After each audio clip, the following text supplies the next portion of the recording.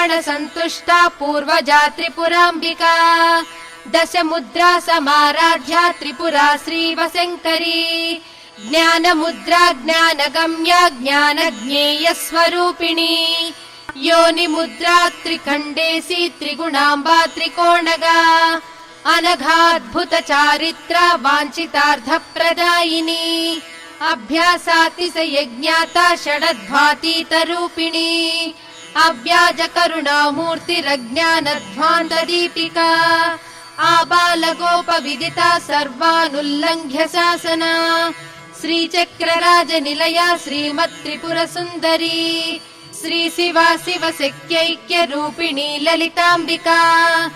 एवं श्रीललिता देव्याः नाम्नां साहस्रकं जगुः।